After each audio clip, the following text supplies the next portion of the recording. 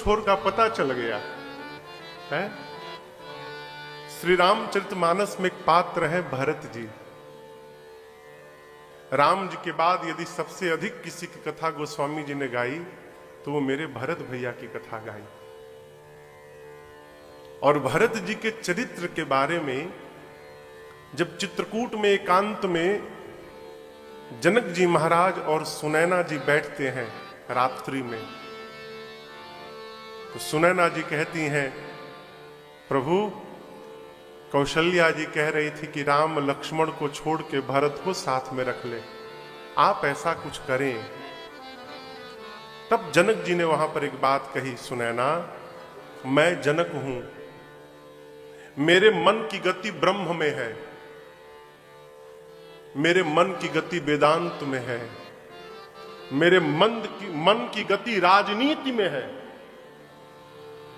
मैं सब पर चर्चा कर सकता हूं, बोल सकता हूं। लेकिन बात जब भरत की महिमा के बारे में आती है ना, तो भरत जी की महिमा को तो छोड़िए सुनैना जी, ये जनक का मन भरत जी की महिमा की परछाई को भी स्पर्श नहीं कर सकता। सो मति मोर भरत महिमा ही कही का छल छुवत न छाही। छल पूर्वक भी परछाई को स्पर्श नहीं कर सकता। और एक बात कहूं सुनैना जी, पूरे संसार में भरत जी की महिमा को यदि कोई जानता है तो एक व्यक्ति है।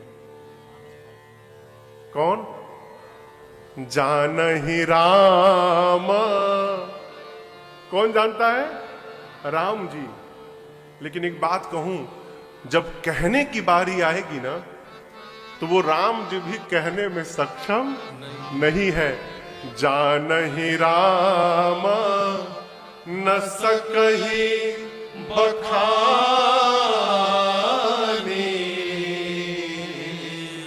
राम जी ही केवल जानते हैं, परंतु कहने की बारी आएगी तो राम जी भी नहीं बोल सकते। ये क्या है? महिमा। जिसके न आदि का पता हो न जिसके अंत का पता हो। भगवान शिव का चरित्र सागर है। गोस्वामी जी कहते हैं, उस अथाह अपार विशाल सागर को वेद भी वो पार नहीं कर पाए, तो मैं मति का मंद गंवार कैसे पार कर पाऊंगा।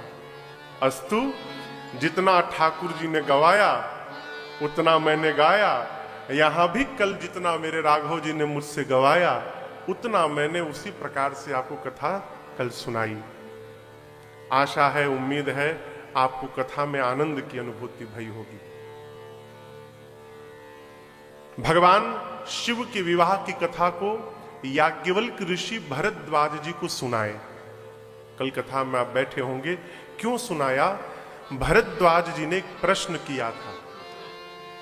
याद है क्या प्रश्न किया था? क्या किया था?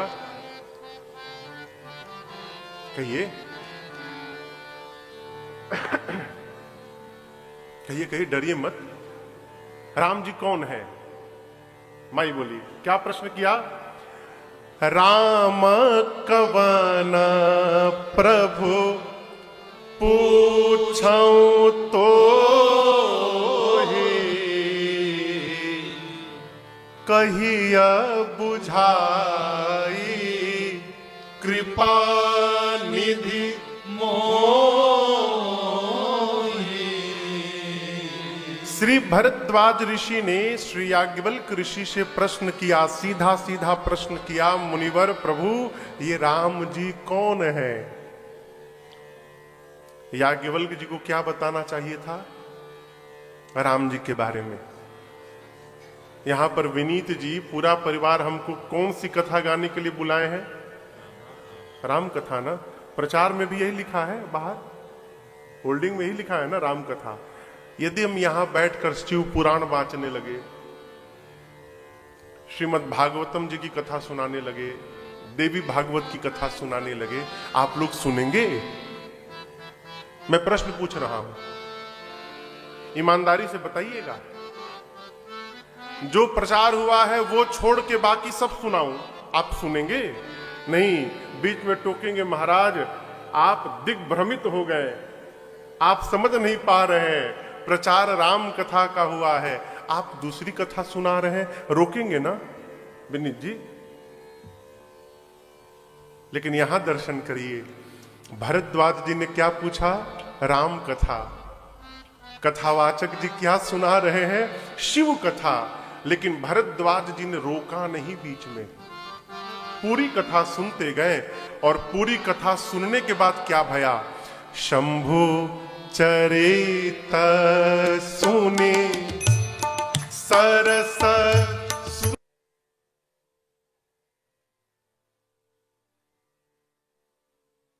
शिव कथा सुनने के बाद भरद्वाज जी की गति देखिए। कहते हैं बहुलालसा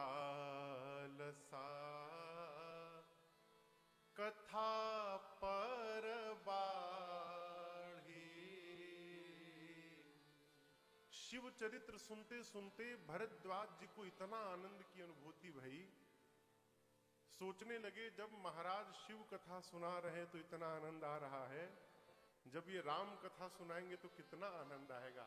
ये सुनकर सोचकर बहुलालसा कथा पर बाढ़ी।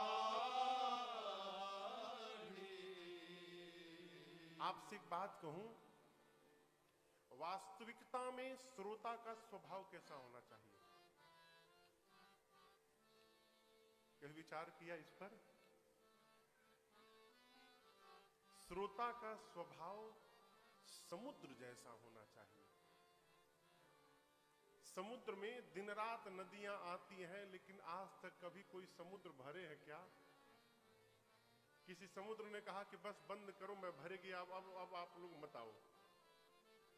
जिस प्रकार नदियों के आने के बाद भी कभी सागर भरते नहीं है, उसी प्रकार भगवान की कथा सुनते सुनते जिसका कभी मन और कान भरे ना, वो समझिएगा असली भगवान की कथा का श्रोता है। तृप्त न हो, कितना भी पान करते रहे, मन तृप्त न हो, ये श्रोता का लक्षण है। भरद्वाज जी सोचने लगे, शिव चरित्र सुनकर इतना आनंद आया, राम कथा सुनाएंगे बहुत आनंद आएगा। कथा पर प्रेम और बढ़ गया। और देखिए, आप जितने लोग यहां बैठे हैं, कथा सुन रहे हैं, आप सबको एक दूसरे के चेहरे नहीं दिख रहे हैं, क्योंकि आप सब मुझे देख रहे हैं, लेकिन मुझे आप सबके चेहरे दिखाई दे रहे हैं। और ये भी पता चलता है मुझे, भले मैं ना कहूं आप लोगों से, कहीं कोई बुरा मान ले, ये पता चलता है कि कौन यहाँ कथा सुनने के लिए बैठा है और कौन घड़ी में 7 बजने की प्रतीक्षा में बैठा है, ये सब पता चलता है। कहो, देखिए, ये जिह्वा बहुत झूठ बोलती है, ये जिह्वा बहुत झूठ बोलती है, लेकिन आंखें झूठ नहीं बोलती, आंखें सब बताती हैं। भरद्वाज जी याज्ञवल्क्य ऋषि के सन्मुख बैठे थे, उनके मनोभाव को, उनकी दशा को देखकर, दशा क्या? नयन ही नीर रुमावली ठाड़ी।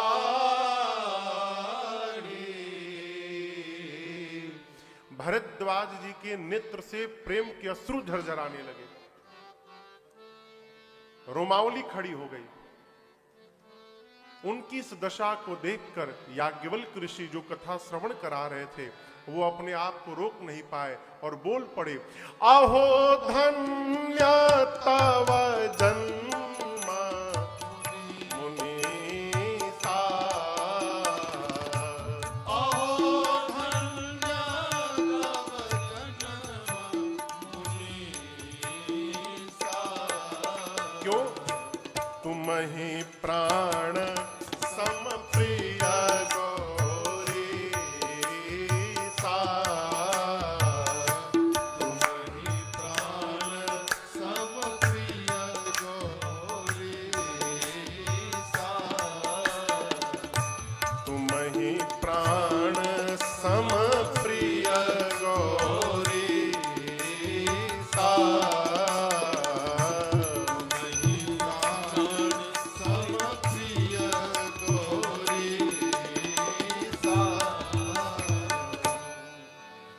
याज्ञवल्क्य ऋषि भरद्वाज जी से कहे, प्रभु आप धन्य हैं, आपका जीवन धन्य है, आप शिव जी को प्राण के समान प्रेम करते हैं, आपके भाव को देखकर मुझे ये पता चल गया। अब यहां एक बात समझिएगा, धन्य कौन? धन्य शब्द जानते हैं ना आप लोग? धन्य कौन? किस व्यक्ति को आप धन्य कहेंगे? धन्य की क्या क्राइटेरिया है? क्या क्या जीवन में आ जाए तो उस व्यक्ति को धन्य कहा जाएगा?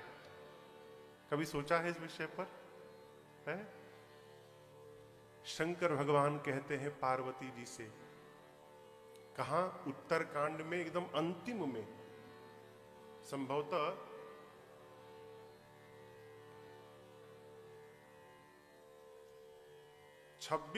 126 नंबर दोहे के बीच में भगवान शंकर कहते हैं मां पार्वती से, देवी 126-27 नंबर दोहा, कितना नंबर है?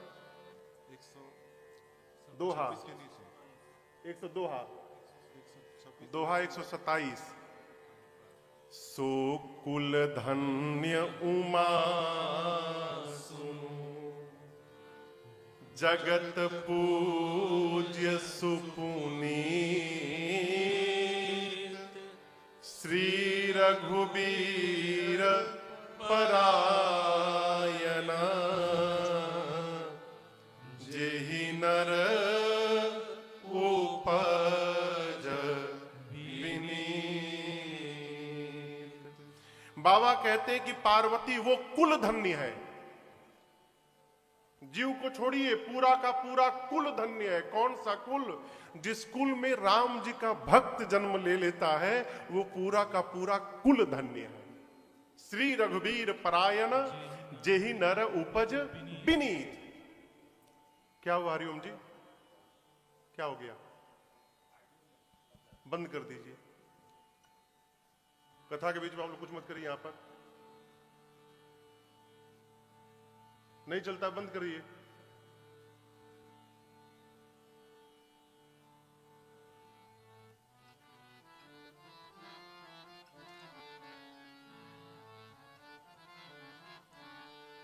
श्री राम जय राम जय जय राम, श्री राम जय राम जय जय राम, श्री राम जय राम जय जय राम, श्री राम जय राम जय जय राम, श्री राम जय राम जय जय राम, श्री राम जय राम जय जय राम, श्री राम जय राम जय जय राम, श्री राम जय राम जय जय राम, श्री राम जय राम जय जय राम, श्री राम जय राम जय जय राम, श्री राम जय राम जय जय राम, श्री राम जय राम जय जय राम, श्री राम जय राम जय जय राम, श्री राम जय राम जय जय राम, श्री राम जय राम जय जय राम। मनुष्य का शरीर प्राप्त करके जो जीव भगवान का भक्त हो गया, वो जीव धन्य है। देखिए, आपसे मैं एक बात निवेदन करूं, हम और आप मनुष्य योनि में जन्म लिए हैं। कभी विचार करिएगा, हम करते क्या हैं? क्या करते हैं? सुबह उठते हैं, उठने के बाद उदर भरने की यात्रा में निकल पड़ते हैं। यदि पेट ना होता तो कोई व्यक्ति कोई काम वाम करने वाला कोई कुछ नहीं करता।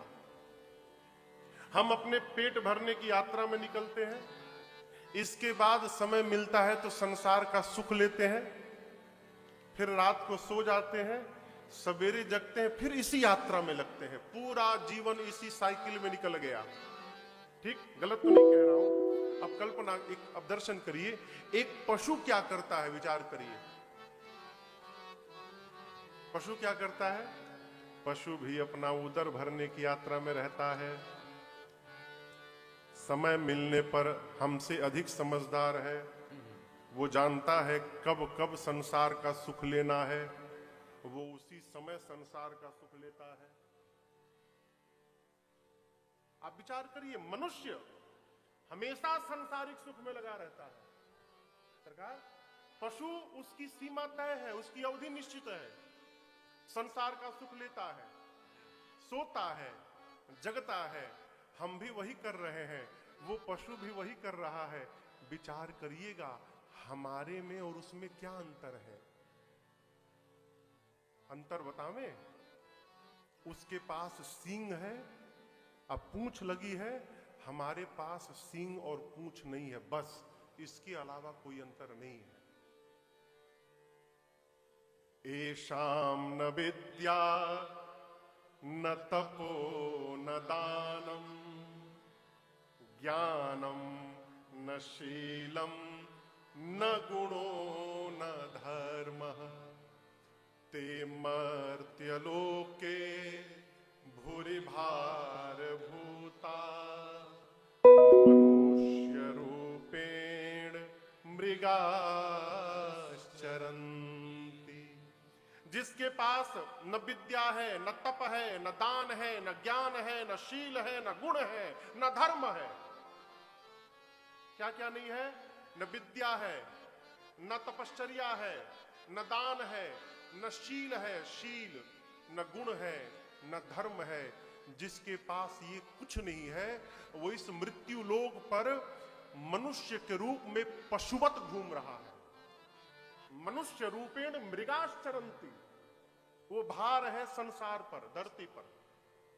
ते मर्त्य लोके भूरि भार भूता। मेरी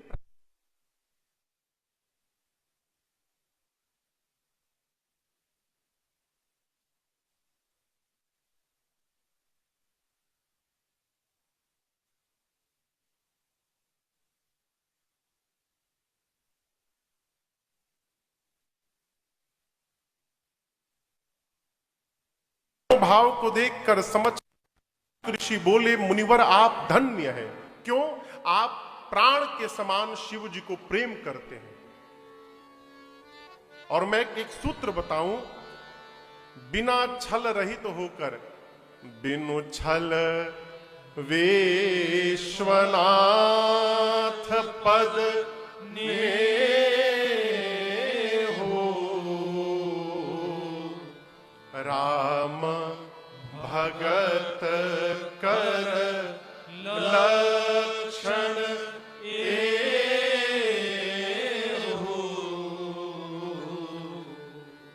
ये सूत्र कहते हैं याज्ञवल्क्य ऋषि भरद्वाज जी, राम जी के भक्त का यही लक्षण है, वो छल रहित होकर भगवान शंकर के चरणों में प्रेम करेगा। कहने का अर्थ है, राम भक्त बनना हो, राम भक्ति प्राप्त करनी हो, उसके पूर्व भगवान शंकर का भक्त बनना पड़ेगा। कहते हैं, पहले मैंने शिव चरित्र सुनाकर, शिव कथा सुनाकर मैं ये जानने का प्रयास कर रहा था, क्या आप राम कथा सुनने के अधिकारी हैं? क्यों? यदि आप शिव जी की कथा ना सुनते ना, तो मैं आपको राम कथा ना सुनाता। कहते, स्पष्ट कहते हैं, प्रथम ही मैं कही शिव चरित, बूझा मर्म तुम्हार, सुचि सेवक तुम राम के, रहित समस्त विकार। शिव चरित्र कह कर भरद्वाज जी, मैंने आपके मर्म को जान लिया, आप राम जी के पवित्र भक्त हैं। अब मैं आपको कथा अवश्य श्रवण कराऊंगा। लेकिन एक बात कहूं भरद्वाज जी, राम जी की कथा कैसी है आपको पता है? राम जी की कथा इतनी विशाल है कि 100 करोड़ शेष नारायण भी नहीं कह सकते। कितने शेष नारायण? 100 करोड़। अब एक शेष नारायण के पास 1000 फन है। जो शेष नारायण है उनके कितने फन है? 1000। अब आप गुणा करिए, एक शेष नारायण के 1000 फन, तो 100 शेष नारायण, 100 करोड़ शेष नारायण के कितने हो गए?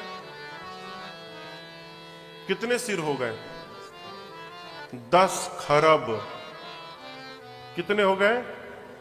यदि 100 करोड़ शेष नारायण अपने 10 खरब मुखों को लेकर एक एक मुख से बारी बारी भगवान की कथा कहना प्रारंभ करें, भरद्वाज जी 100 करोड़ शेष नारायण का मुख समाप्त हो जाएगा, परंतु भगवान की कथा पूरी होने वाली नहीं है। इतनी अपार है। उसी कथा को मैं सुनाने जा रहा हूं। भरद्वाज जी बोले, ऋषिवर, जब 100 करोड़ शेष नारायण अपने 10 खरब मुख से नहीं गा सकते, तो आपके पास तो एक ही मुख है, आप कैसे सुनाएंगे? भरद्वाज जी की बात सुनकर याज्ञवल्क्य जी बोले, यही तो बात है।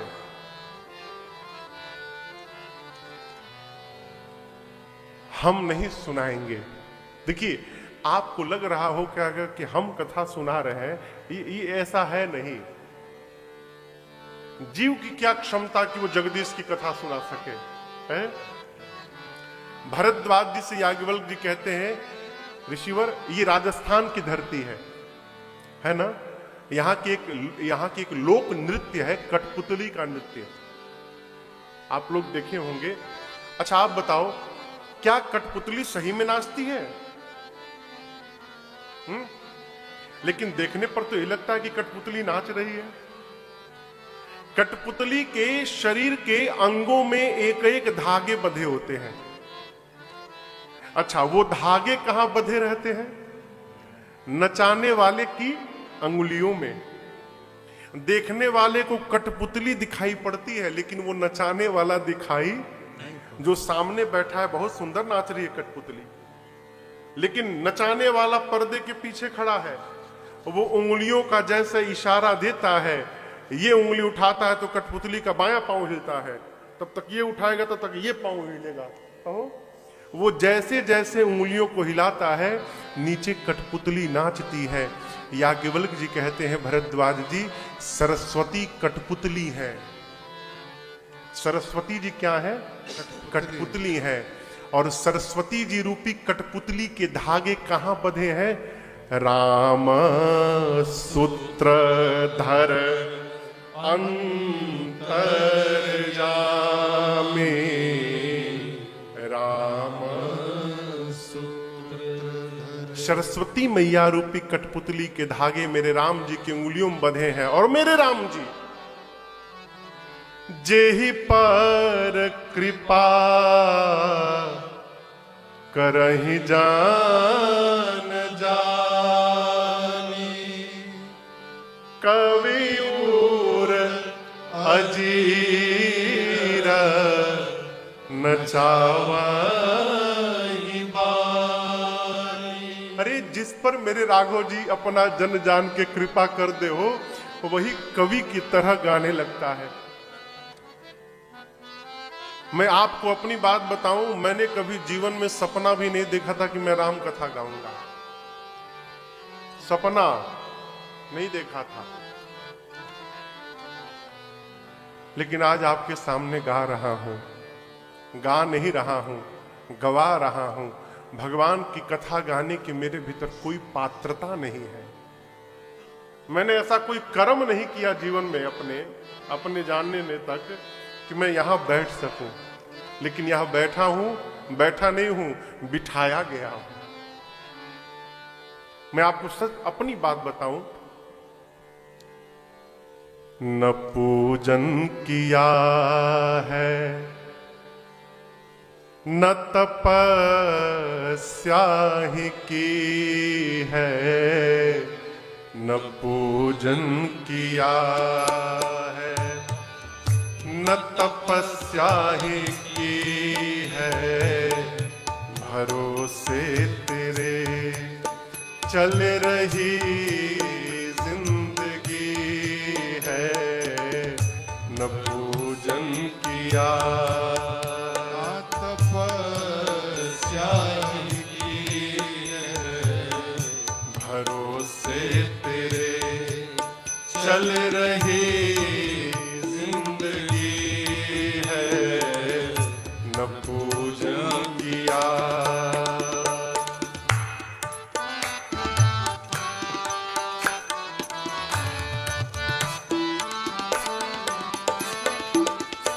मेरी आय है तेरे नामों की चर्चा, मेरी आय है तेरे नामों की चर्चा।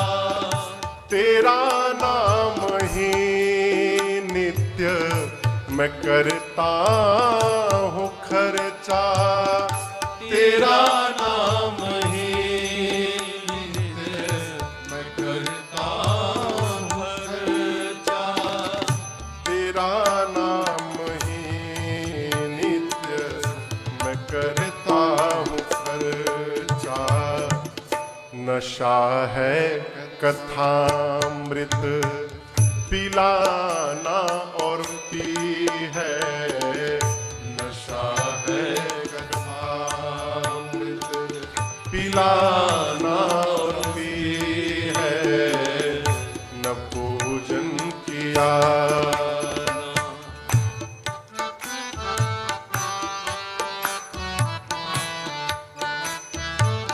एक भरोसे कथा मुक्ति सागर है, यही साधना है।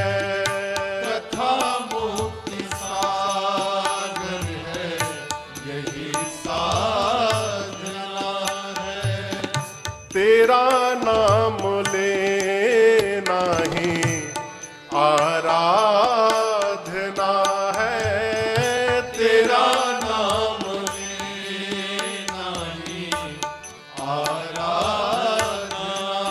प्रभु तेरा नाम लेना ही आराधना है, यही मेरी पूजा यही बंदगी है, यही मेरी पूजा यही बंदगी है।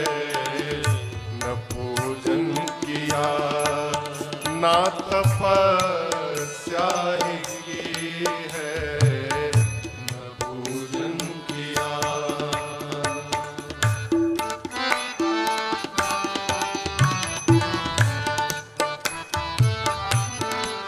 प्रभु जो है पास में तुझको अर्पित किया है, जो है पास में तुझको अर्पित किया है। ये जीवन ही राही ने समर्पित किया है, जीवन ही राही ने समर्पित किया है। ये जीवन ही राजन ने समर्पित किया है। सभी कुछ है आगे जो नेकी बदी है, सभी कुछ है आगे जो नेकी बदी है। न पूजन किया ना तपस्या ही की है, न पूजन किया ना तपस्या ही की है। भरोसे तेरे चल रही जिंदगी है, भरोसे तेरे चल रही जिंदगी है। न पूजन किया न पूजन किया न पूजन किया।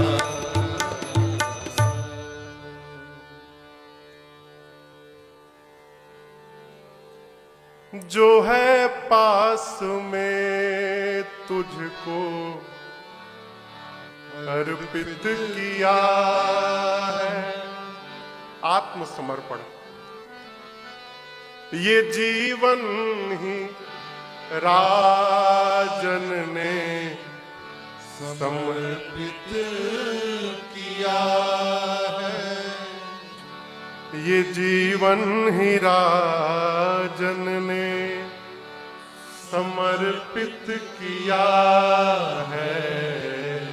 प्रभु सभी कुछ है आगे, जो नेकी बदी है न पूजन किया। देखिए, भगवान सबको अपना मानते हैं। मां सालासर चलना है, मेरा कपड़ा रख लेना। कहता है मां से मेरा तू पाउडर रख लेना, मेरी तौलिया रख लेना। नहीं, वो पूर्ण रूप से मां पर समर्पित है तो आनंद में रहता है और उसकी पूरी चिंता उसकी मां करती है। प्यारे, इसी प्रकार जिस दिन समर्पण मेरे ठाकुर जी के प्रति हो जाएगा ना, आप जीवन में जहां रहोगे आनंद में रहोगे और मेरे राघव जी आपकी पूरी व्यवस्था करते रहेंगे। मांगना समाप्त हो जाएगा। मांग है, इसका मतलब हम भगवान को अपना नहीं मानते। सब मम प्रिय सब मम उपजाए, ये भगवान कहते हैं। और भगवान के जो जन हो गए, भरद्वाज जी से याज्ञवल्क्य जी कहते हैं ऋषिवर, उस पर भगवान की कृपा हो जाती है। और वो एक कालिदास जी महामूर्ख थे, क्षमा करिएगा। अब आप कल्पना कर सकते हैं, जो व्यक्ति जिस डाल पर बैठा हो उसी को काट रहा हो। सोच सकते हैं, यही था ना, जिस डाल पर बैठे थे उसी डाल को काट रहे थे। और ऐसी मेरी भगवती की कृपा हुई हो, महाकवि कालिदास बन गए क्षण भर में। ये क्या है? यह है आत्मसमर्पण। जिस पर मेरे रघुनाथ जी की कृपा हो जाए वो कवि की तरह वाणी नचाने लगे। याज्ञवल्क्य जी कहते हैं भरद्वाज जी से, ऋषिवर मैं उन्हीं प्रभु श्री राम को प्रणाम करके आपको कथा श्रवण करा रहा हूं। कल गोस्वामी तुलसीदास जी महाराज कथा को तीर्थराज प्रयाग लेकर आए। आज याज्ञवल्क्य ऋषि कथा को प्रयाग से लेकर कैलाश पहुंचे। तीसरा घाट, तीसरे वक्ता कथा में प्रवेश किए। आइए हम और आप यहीं बैठे बैठे एक बार मानसिक रूप से कैलाश की यात्रा करें। अभी हम लोग जो गौरीगंज में कल चर्चा कर रहा था, गौरीगंज कथा करने गए थे हम लोग। तो कथा के बाद प्रयाग से वापसी का ट्रेन था सबका। टिकट कैंसिल कंफर्म नहीं हुआ, एक भी टिकट कंफर्म नहीं हुआ। तो ये भैया लोग सब लोग एक गाड़ी रिजर्व किए प्रयाग से, वो लोग बाई रोड कलकत्ता आ गए। हम विनय लखनऊ आ गए, सुबह फ्लाइट से हम लोग कलकत्ता गए। तो हम लोग फ्लाइट से पहले गुवाहाटी गए, गुवाहाटी से फिर कलकत्ता आ गए। तो जब गुवाहाटी जा रहे थे तो जो पायलट थे उन्होंने कहा कि आप लोग अपने बाईं हाथ में देखिए, आपको माउंट एवरेस्ट दिखाई पड़ेगा। तो पूरा जो जो पर्वत श्रृंखला थी तब दिखाते दिखाते लेकर गए। उसी हिमालय में कैलाश पर्वत है। हो सकता है आप में से कई लोग वहां की यात्रा भी किए हो, कैलाश गए हो। कैलाश पर साक्षात भगवान शंकर और मां पार्वती जी का सदैव वास है। कब कब नहीं, सदैव वास है। आइए पूज्यपाद गोस्वामी तुलसीदास जी महाराज की इन चौपाइयों के साथ हम और आप भी कैलाश की मानसिक यात्रा करते हैं। बाबा कहते हैं, परमा रम्या गिरिवर कैलासो, परम रम्य गिरिवर कैलासो, सदा जहां शिव उमा निवासो, सदा जहां शिव उमा निवासो, तेहि गिरि पर पट विटप विशाला, तेहि गिरि पर पट विटप विशाला, नित नूतन सुंदर सब काला, नित नूतन सुंदर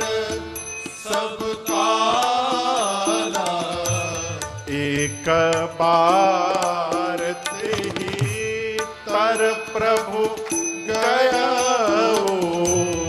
एक बार ते ही तर प्रभु गया तरु बिलो के उर अति सुख भया तरु बिलो के उर अति सुख भया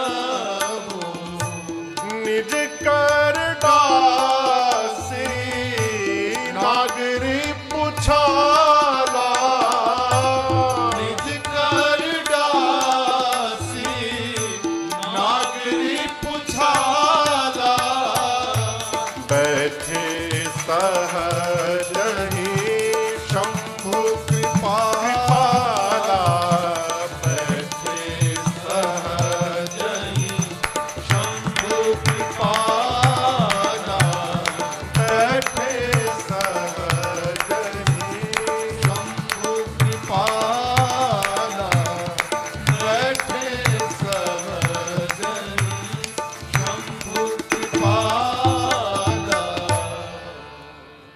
श्री याज्ञवल्क्य ऋषि कहते हैं, भरद्वाज जी कैलाश का दिव्य शिखर। आप लोग कैलाश को फोटो में देखें, गूगल पर आपको कैलाश का एरियल व्यू मिलेगा। एरियल व्यू कहे तो ऊपर से सैटेलाइट से लिया हुआ इमेज।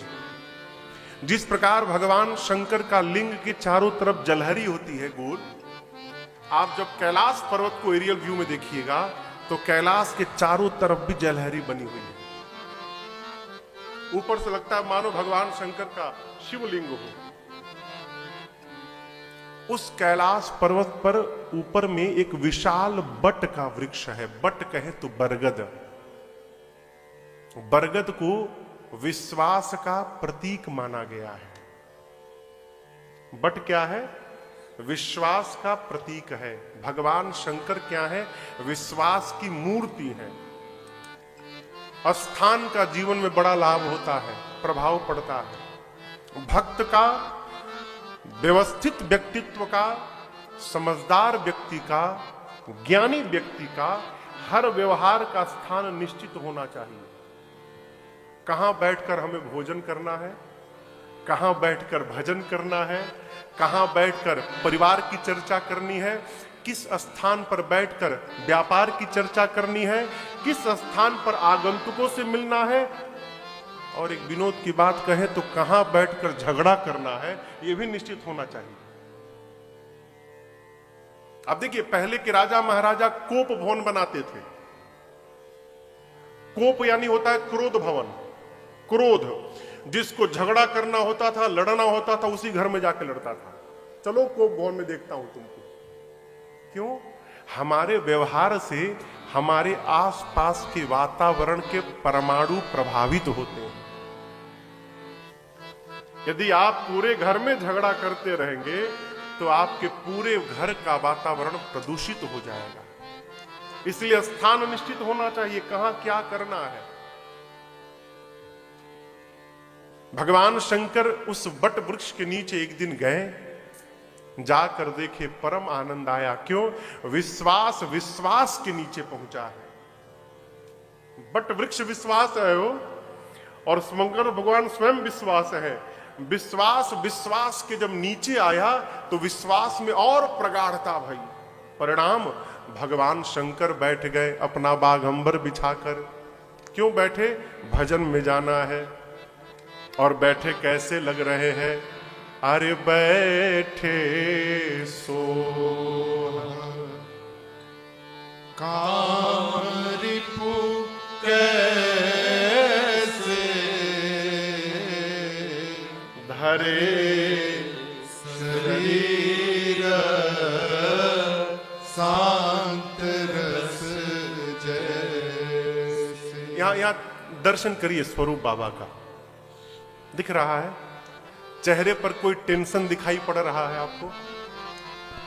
यहां देखिए, यहां कोई टेंशन दिख रहा है आपको चेहरे पर? और जितनी परेशानी, जितने झंझट में ये रहते हैं, हम आप कल्पना नहीं कर सकते। अब आप कहोगे महाराज इनको का झंझट है। आप दर्शन करिए, शंकर भगवान के गले में सांप है और नीचे देखिए कहीं चूहा महाराज बैठे होंगे। गणेश जी की सवारी, सांप और चूहा एक ही पास में है। टेंशन है कि नहीं चूहे को सांप से बचा के रखना है। कार्तिकेय जी की सवारी मोर होगी बगल में, मोर और सांप आमने सामने है। सांप को पाएगा मोर तो छोड़ देगा, लेकिन दोनों को बचा के रखना है। बड़े लोगों के घर में पार्किंग की व्यवस्था होती है गाड़ियों की। बाबा के कैलाश में भी पार्किंग है, वहां बाबा और मैया दोनों की सवारी खड़ी है। बाबा की सवारी नंदी महाराज और मैया की सवारी सिंह। नंदी और सिंह एक साथ खड़े हैं, लेकिन कोई दूसरे को टच नहीं कर रहा है। कितनी समस्या आप बताओ। यहां अग्नि है, तीसरा नेत्र ज्ञान नेत्र अग्नि है, और अग्नि के ऊपर ही बाबा ने गंगा जी को बिठा के रखा है। कितनी समस्या आप बताओ। बगल में पार्वती जी बैठी हैं और यहां गंगा जी को बिठा के रखे। अर्धांगिनी कहां बैठी है? बगल में। कपार पर सिर पे गंगा जी को बिठा के रखा है। टेंशन है कि नहीं है वो? आप बताओ। लेकिन इतनी समस्या होने के बाद भी मेरे बाबा हमेशा टेंशन में रहते हैं। अटेंशन में है इसलिए टेंशन नहीं है। अटेंशन क्या है, क्या करने के लिए है, ये उनको पता है। यही अटेंशन है। यही जीवन की सावधानी है कि हमको पता चल जाए कि हम क्या करने आए हैं। नहीं तो फिर वही कहना पड़ेगा, अरे करना था सब है बाकी, और जो किया नहीं था करना। ये दुर्घटना है, ये सावधानी नहीं है। जो करने आए थे वो सब बाकी रह गया, और जो जीवन भर करते रहे उसमें से कुछ करना ही नहीं था। परीक्षा है फिजिक्स का और तैयारी करके गए हैं केमिस्ट्री का। आप बताओ, रोएंगे नहीं तो और क्या करेंगे? है? रोएंगे नहीं तो क्या करेंगे? इसलिए मेरी प्रार्थना है माई बाप, समय है, अभी चेत जाइए। भगवान शंकर देखिए भजन में प्रवेश करने जा रहे हैं। परम शांत कहते हैं, बैठे सोहा काम रिपु कैसे। ऐसा लगता है मानो धरे शरीर शांत रस जैसे। ऐसा लगता है मानो शांत रस ने ही शरीर धारण कर लिया है। आपसे एक प्रार्थना करूं, ये जो है ना, ये भाव है, इनको थोड़ा नीचे करके रखिए। समझ में बात आ रही है मेरी? कई लोग मिलेंगे,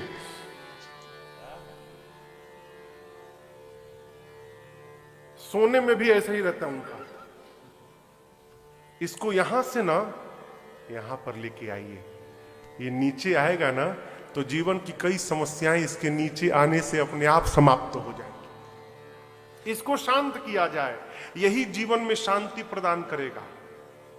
भगवान शंकर परम शांत होकर बैठे हैं। बाबा को प्रसन्न मेरी मैया ने देखा। देखिए, पति को जब अर्धांगिनी प्रसन्न देखती है ना, तो पति से अधिक आनंद उस पत्नी को प्राप्त होता है। माताएं दिन भर किस लिए बेचैन रहती हैं? कि उनको सुख मिले, उनको शांति मिले। बाबा परम प्रसन्न होकर बैठे। ये दृश्य देखकर पार्वती भल अवसर जानी, पार्वती भल अवसर। भल यानी सुंदर अवसर जानकर मैया गई शंभु मही मातु भवानी। गई शंभु मही मातु भवानी। जानी प्रिया जानी प्रिया आदर अति के ना वाम भाग आसन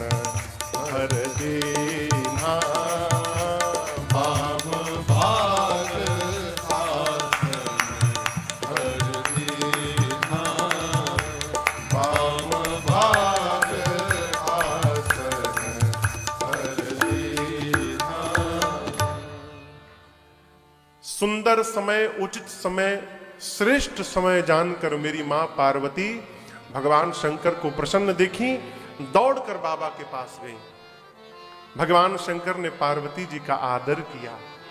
देखिए, मैं प्रार्थना करूं आपसे, जीवन में आप जो अपने लिए दूसरे से प्राप्त करना चाहते हैं उसको पहले देने का स्वभाव बनाइए। बात समझ में आई? जो आप अपने प्रति व्यवहार चाहते हैं सामने वाले से, तो अपने लिए प्राप्त हो उससे पहले देने का स्वभाव बने। और ये बात बच्चों को भी सिखाइए।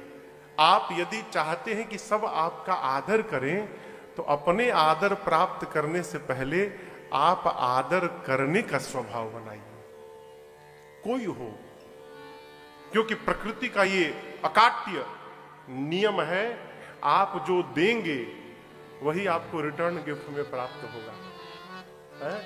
मैया पहुंची हैं तो आप दर्शन करिए। शंकर भगवान ने क्या किया? जानी प्रिया आदर अति कीना। कितना आदर किया शंकर भगवान ने? अति आदर किया। आदर अति कीना।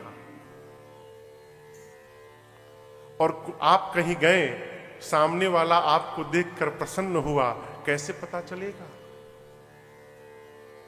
व्यवहारिक बात, आगते स्वागतम सारम,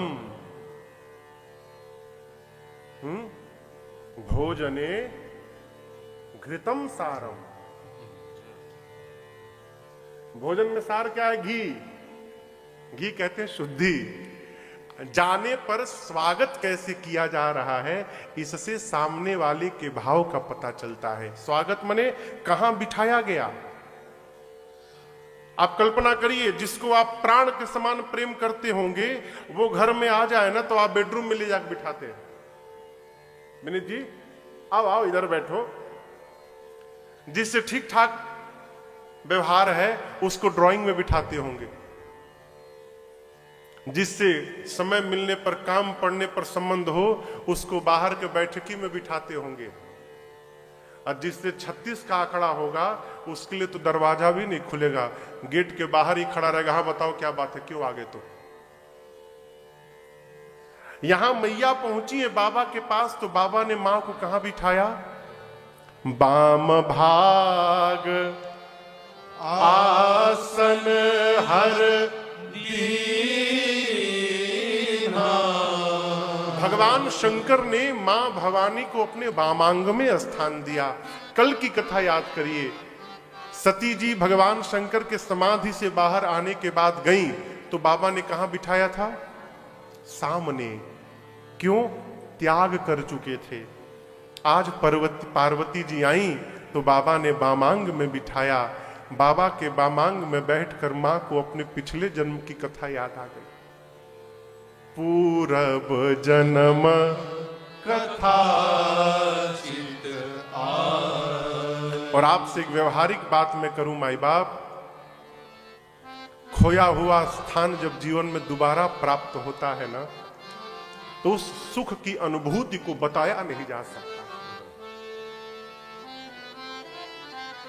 किसी के भाव से उतरने के बाद फिर भाव में चढ़ जाना, ये बहुत बड़ी घटना है।